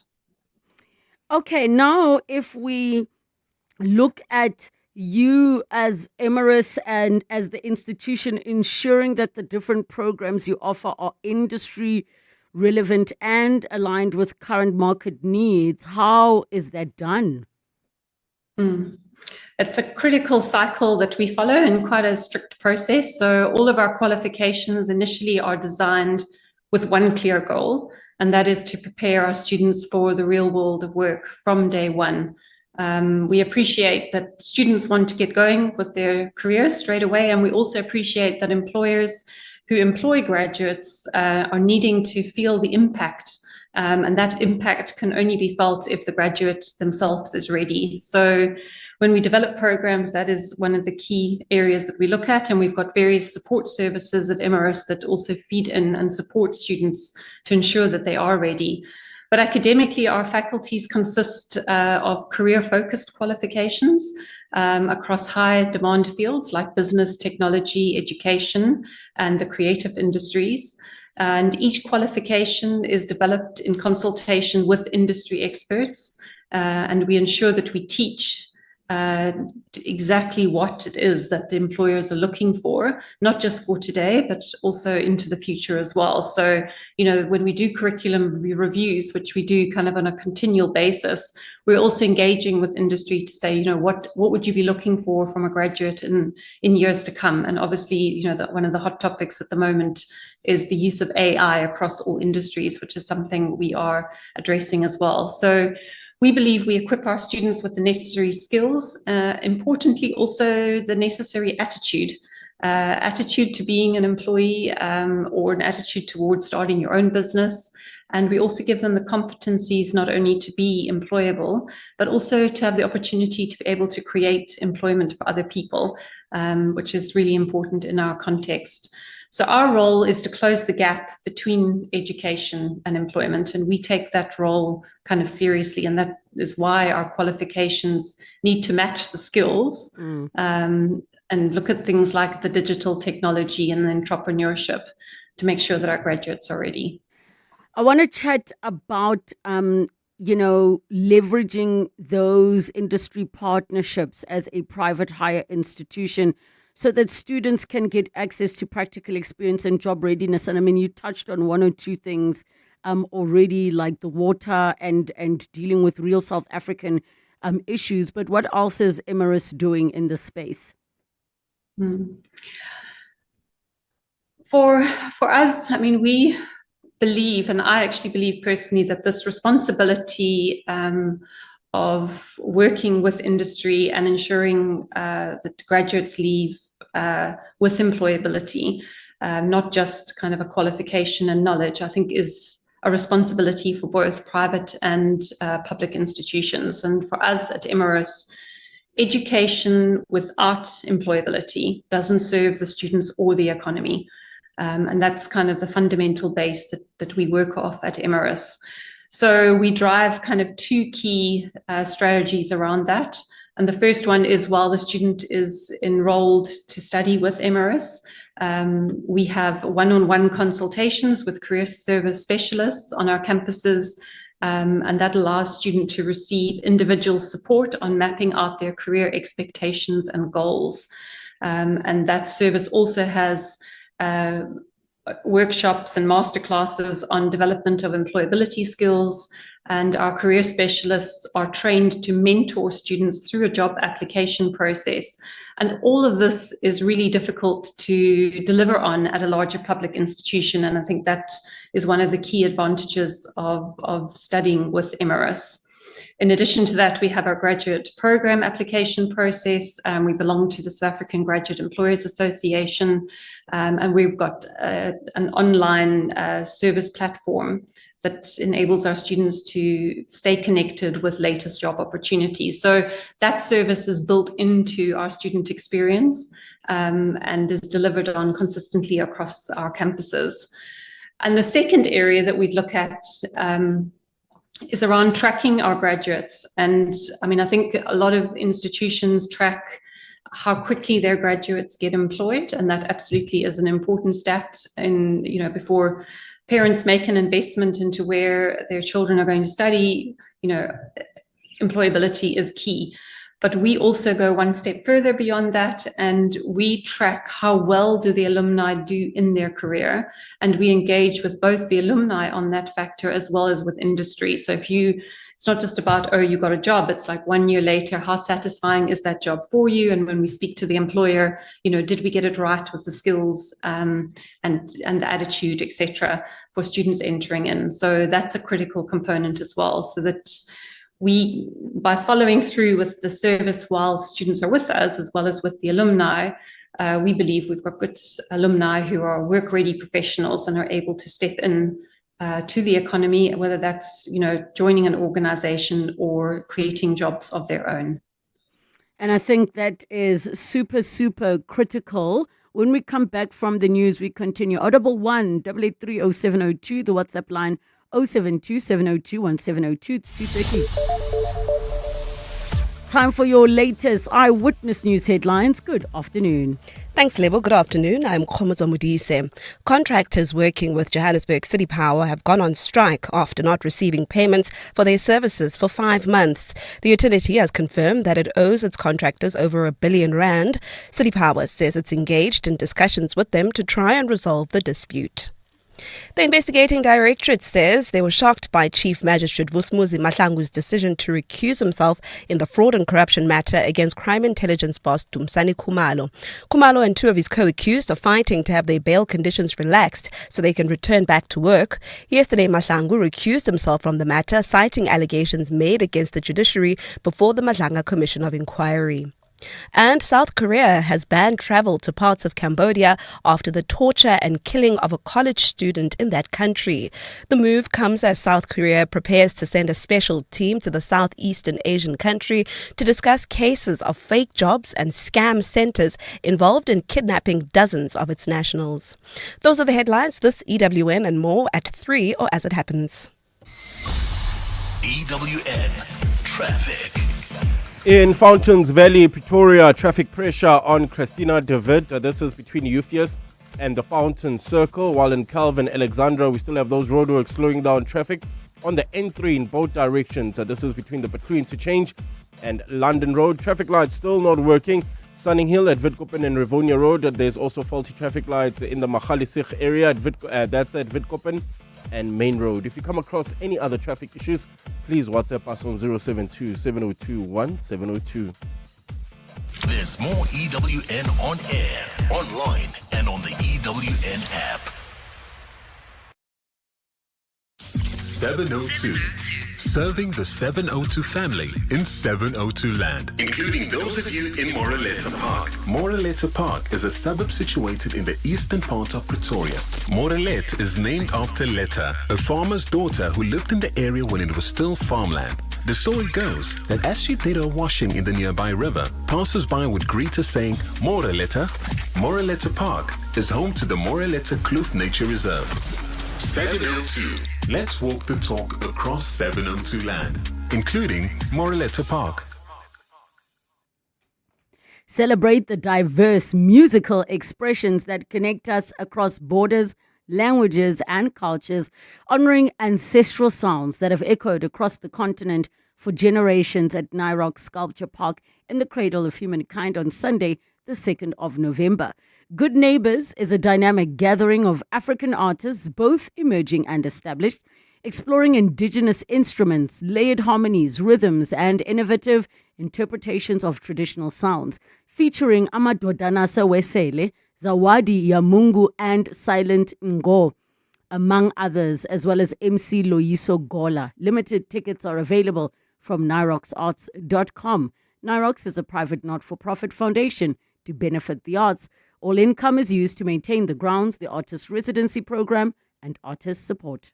In fitness, as in finance, endurance is key. If you're 55 and older, you can get an interest rate of up to 10.47% with a Nedbank Electronic Optimum Plus account. Now feel the earn. Invest in under 2 minutes on the Money app and get money fit with Nedbank. See money differently. Nedbank. We're licensed FSP and registered credit provider. T's and C's apply. For more info, visit nedbank.co.za. Spar brings you super savings.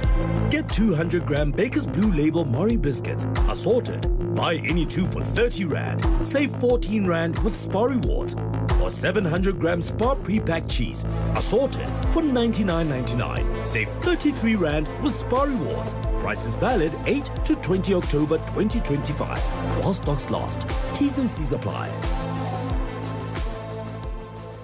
Introducing South Africa's most affordable way to get hearing aids. At Specsavers Audiology, you can now get a pair of hearing aids from as little as 599 Rand per month.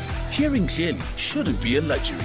Enjoy life's moments from 599 Rand per month. Test your hearing today and join the conversation with Specsavers Audiology. T's and C's apply. In a world shaped by those who build, disrupt, and reimagine, there comes a gathering not just of minds, but of futures. The South African Future Trust Summit, in partnership with Standard Bank, is where top entrepreneurs, innovators, and change makers converge. It's where the future of enterprise is redefined. On 5 and 6 November, you could be there. Stand a chance to win tickets to the South African Future Trust Summit on 702. WhatsApp the keyword SAFT with your name and ID number, telling us how you would benefit from attending the summit to 072-702-1702. Then catch 702 Breakfast with Bongani Bingwa to find out if you're a winner. The South African Future Trust Summit, in partnership with Standard Bank. Your summit, your way, on 702. TCs and more on PrimeMediaPlus.com. Coming up, on 702 Drive with John Perlman. 702 Drive is coming up from 3 to 6 p.m. with John Perlman. John, how are you doing? Doing well, thanks, and you. Good afternoon to all the listeners. I am doing well, and I have to ask, how long were you engaged for, and when did you know you were ready to get married? Because we're having the conversation about how long is too long for an engagement when you've decided. And one gent said, well, you need 24 months so that you can decide if you want to marry this person. I'm like, isn't that supposed to happen before the engagement? Others would have thought so, but hey, we all roll differently. We all roll differently. Others are like, you must only present a ring when you're actually ready to get married. So you must have your money ready. And others are like, if you're sending your uncles to come, you better finish and do everything within a year, because she's not a lay-by furniture piece. How long do you think is long to be engaged? So, well, I can't speak for anyone else, but let me just tell you what happened with me. So, engaged on New Year's Eve and married on, I think, in the third week of October. But we had set a date probably by March. So it was pretty clear, but we'd been together for quite a while before then. So I think there was no stuff to, be processed in either of our heads. I think we were both very clear we were going to do this thing. I didn't have a ring when I proposed, but that was because I wanted to choose one together. Because, yeah. Bit unromantic maybe, but a very good idea. Sorry, I'm just showing hearts to John. Yeah. But I also think, do you not at some point know your person? So you would know if they're the type of person that would want to be, like, I'm sure you sensed that's the type of person that she was. What, in terms of like, go and get a ring together? Yes. Yeah. I think you know your definitely. person. You will know the kind of person that you have, where you'll know if your person wants a whole surprise. You will, you get that gut. I imagine that's what it would look like. What's coming up on your show today? I'll tell you in 12 months. Depends on how I feel. Yes. All right. Let me tell you now. So, interesting study done by Discovery Bank. They say there's a whole new set of scams around booking tickets for holidays. So we want to get the inside track on that, because some people will have made their bookings already, but quite a few people are saying, hey, let's get something sorted out for the Christmas season, the festive season. So we'll talk about that at 10 to 4. A new study has shown that 80% of small businesses in South Africa are unregistered, which means they obviously can't access finance through the banks and so on. Is it a problem that needs fixing? Because I sometimes feel with small business, there are all sorts of people well-meaning, wanting to go and sort things out for small business, but they actually seem to be getting on with it all the time. They might create problems, basically, by adding red tape. Absolutely. So we're going to talk about that at about 20 past 5. Little lull in the inquiries prompted by the revelations or allegations, I should probably call them, from General Nhlanhla Mkhwanazi. But the news just out now is suspended Police Minister Senzo Mchunu will be before Parliament's ad hoc committee tomorrow. So the pace is hotting up, and that's going to be very, very interesting indeed. And then Bafana through to the World Cup. But what we're trying to find out is if anyone's thinking, I think I might go. Well, everything I'm reading about the ticket arrangements for the tournament are truly alarming. For example, they're allowing surge pricing. So tickets may not be fixed in price for certain games. The market will decide. Wow. And at the moment, the cheapest seat at the very, very top of an 82,500-seater stadium for the final, at the moment, that ticket is $2,031 US dollars. What? So we're into about $31. Yeah, so that's about 37,000 Rand. But those tickets can be resold, and in previous World Cups, formal resale of tickets had a cap. You couldn't sell above the face value. Now it's, hey, the market, what can we get for this? Yeah, so if you're thinking of going, get a side hustle to go with your other 4 side hustles. It's going to cost you. You need not just the 9 to 5, you need a 5 to 9 as well while you're at it.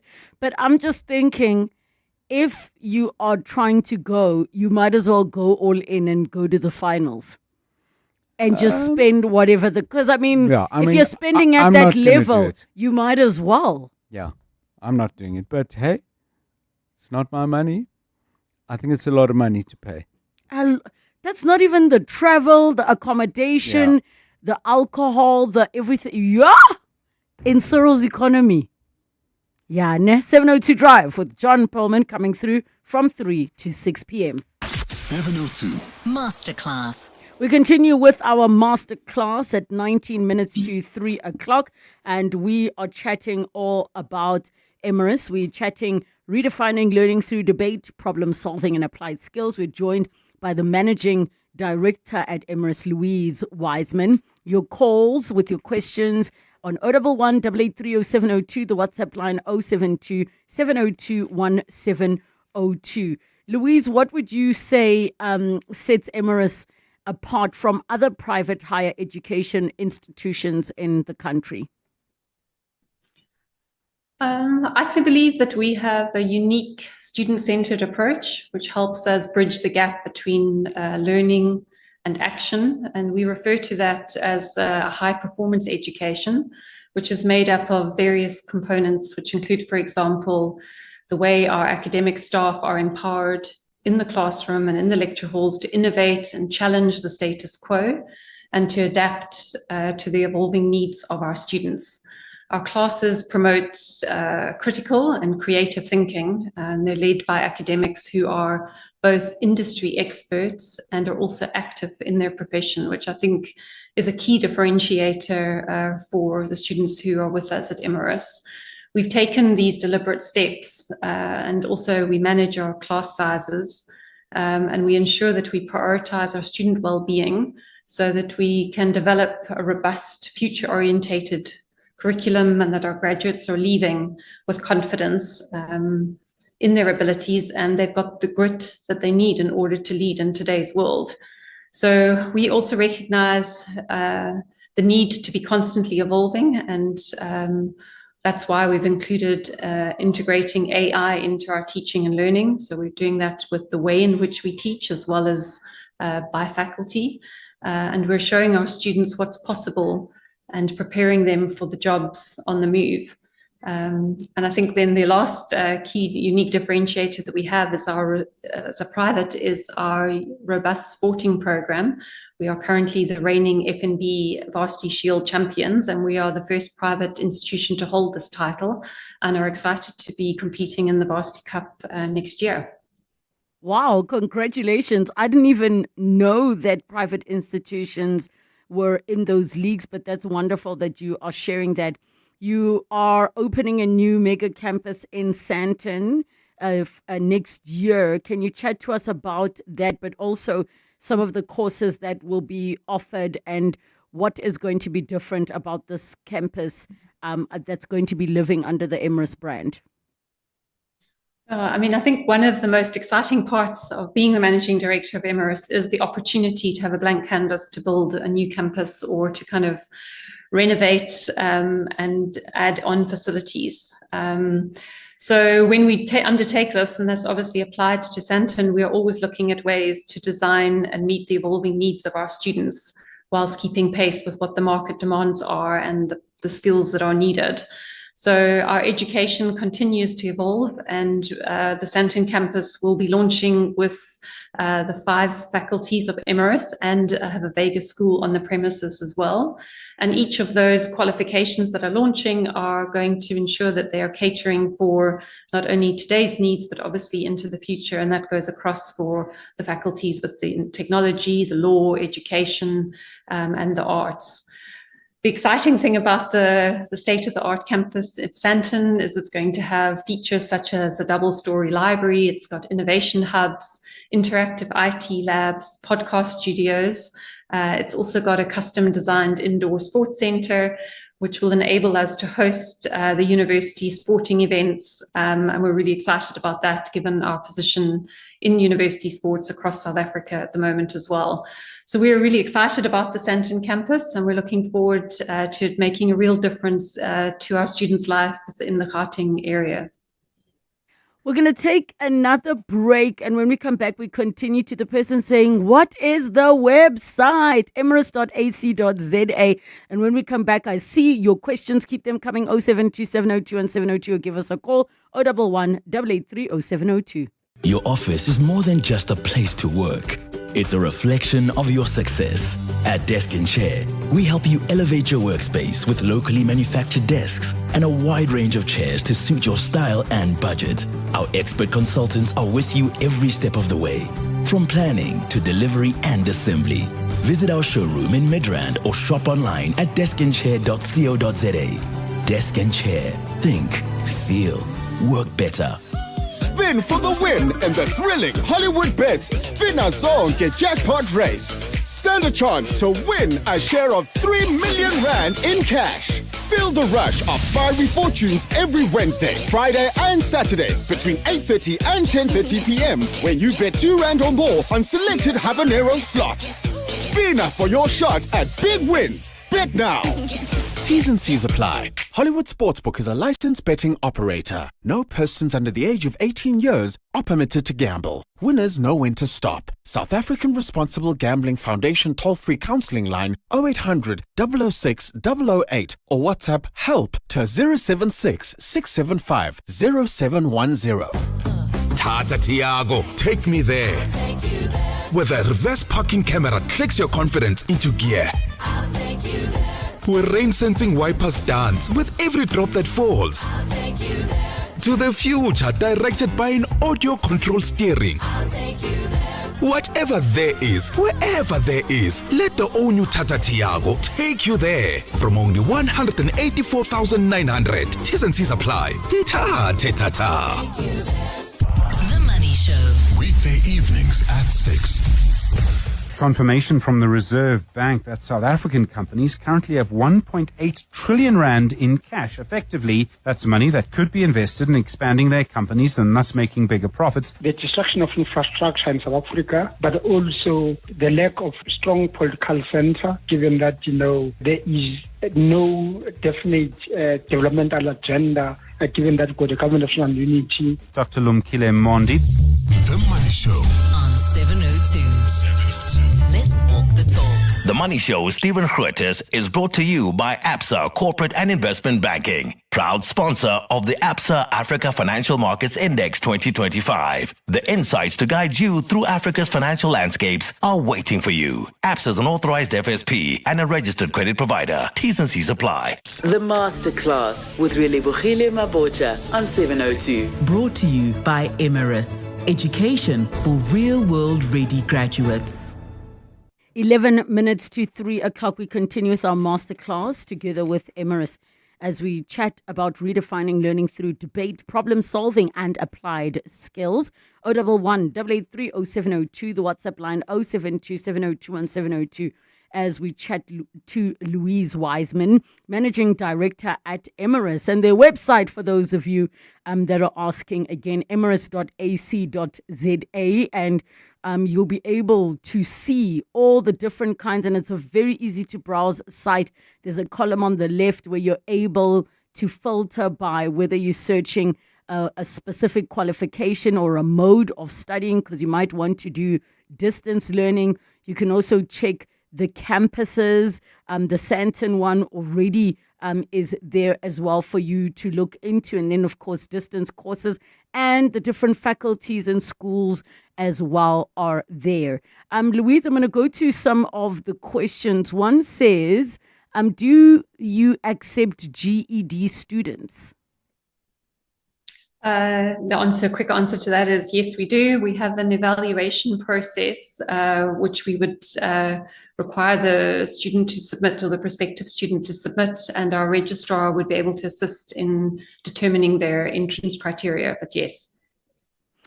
Thank you so much for that question. Another one says, Please ask Louise which short courses they offer for students to improve their real life skills like saving, emotional intelligence. And I think it's such a brilliant question because there's so many adults who are just trying to get through life and are trying to find different ways to just develop themselves. Yeah, I mean, it's a really important part of all of our development. I couldn't agree more. So our programs on well-being are built into our qualifications and are offered as modules in our student relation wellness team. So those are kind of embedded throughout what we do at Emiris. So we don't have standalone qualifications at this stage. Okay, and another question says, is there any skills they offer their last year students so that they efficiently transition from varsity student to work class? And I know you covered that, so I'm not sure if that maybe falls within the practical stage or how exactly, if I understand their question, are you helping them transition from student to working people? Yes, I mean, there are two parts to that, and I'll just kind of recap a little bit because you're right, we did cover that earlier, but the students who are enrolled at Emiris, there's a set program that gets followed by our career specialists, and that's helping students before they graduate. But then we also have an alumni department, and that department is working with students who are already kind of have graduated and are in the working world and are looking for different skill sets.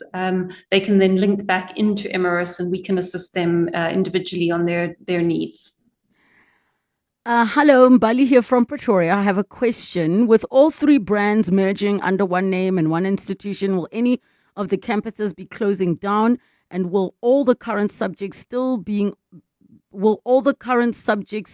offered at the building of the new institutions? Yes, so we're not closing down any of our campuses at all. I mean, I think the exciting thing that's happening at the Sandton campus is we are relocating the Emiris campus that's currently in Sandton that was previously known as Varsity College. And we're also relocating the Vega School that's positioned in Randburg. And we're moving those two campuses, but they're definitely not closing down as campuses. They're relocating. And there will be still similar patterns over the next couple of years with our other campuses. So that's the first thing. And then to answer the second part of the question, we will continue to offer all of the qualifications as they're being offered right now. Obviously, we as Emiris are rolling out new qualifications over time, so there'll be the general kind of replacement of qualifications as we roll out more relevant quals into the future. But certainly we'll be continuing with all quals as they stand at the moment. Okay, there's a question which asks, why does Emiris not employ lecturers with doctorates only, like at public universities? Okay, so currently we've got over 200 of our academics do have PhDs, and the significant portion of the other lecturers are all holding master qualifications. So we've been grooming and developing our academic staff, and also this level of academic expertise is needed higher and higher, the higher the qualifications that the faculties offer.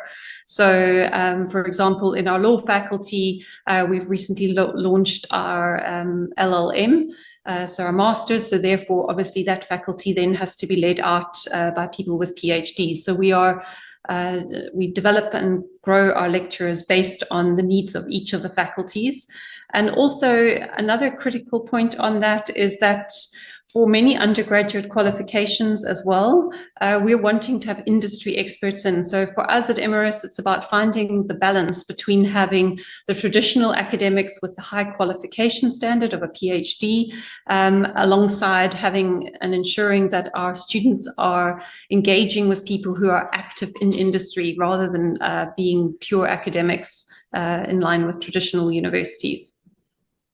Another question, I'm going through, and some of them have already been covered. If I didn't go to your question, please make sure you listen through to the podcast. But this is a big one, and maybe you can reiterate what Dr. shared. They're asking whether the degree courses are recognized internationally. Mm. Okay, so I mean, it's a really important question. I think this the first place to start in answering that question is to say that all universities and higher education institutions in South Africa, their qualifications go through the same accreditation process. And that accreditation process is managed by the Council on Higher Education. And then once that accreditation has been processed, all qualifications go onto the SAQA framework. The SAQA framework has got an international standing. So, you know, if you were to kind of start your qualification at a traditional public university or with Emiris, that SAQA code process would then apply internationally for students who are transferring, say, to do their masters or something overseas. And then secondly, Emiris does have a British Accreditation Council partnership, which offers accreditation to the institution. And that kind of offers a level of international recognized space for our graduates. Thank you so much for chatting to us, Louise. There are even more questions coming through, but we've run out of time.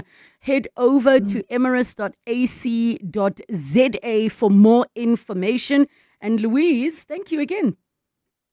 Oh, thank you so much. Thank you for having me here today. And just in closing, just say all the best to the grade 12 learners with their upcoming exams.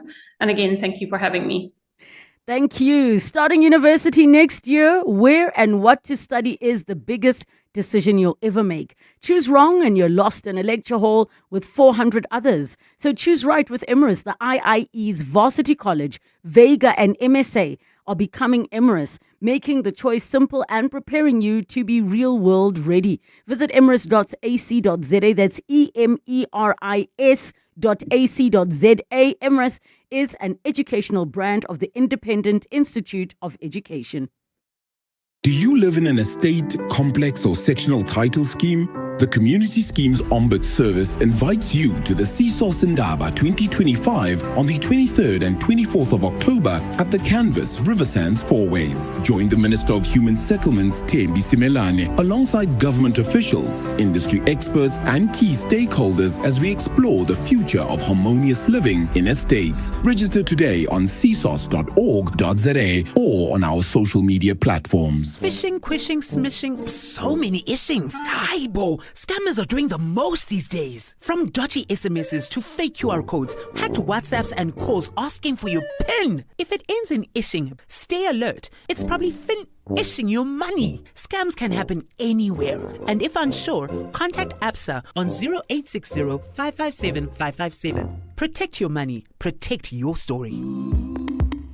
ABSA. Your story matters. An authorized financial services provider. LLB graduates can fast-track their legal career with the Law Society of South Africa's PVT School for Legal Practice. LPC accredited, this 4-month practice-ready course, which is taught by practicing lawyers, can reduce your PVT contract by 12 months for admission. Study by day, after hours, or via distance at campuses nationwide. The first 2026 intake runs from January to April. Applications close 31 October 2025. Apply now at lssalead.org.za. That's lssalead.org.za. Relebogile is on X at Relebogile M. Thank you so much for joining us on 702 Afternoons, conversations that you need to catch up on primemediaplus.com or download the Prime Media Plus app, and you'll be able to listen in to things like our series or our masterclasses that are continuous conversations like the ones we had with Emiris. Most of your questions will be answered there. Thank you so much for joining us. It's 3 o'clock. This is EWN. No evidence of criminal syndicates at other Gauteng hospitals, and City Power contractors down tools. Good afternoon, I'm Khomoza Modise. The Gauteng Health Department says there is no indication of criminal syndicates similar to the Tembisa Hospital operating in the province's other public healthcare facilities. The Special Investigating Unit recently published its investigation into the Tembisa Hospital, where it found a highly connected network of businessmen irregularly awarded tenders amounting to about 2 billion rand. The Health Department addressed this and more during a media briefing in Johannesburg today. Tabiso Koba was there.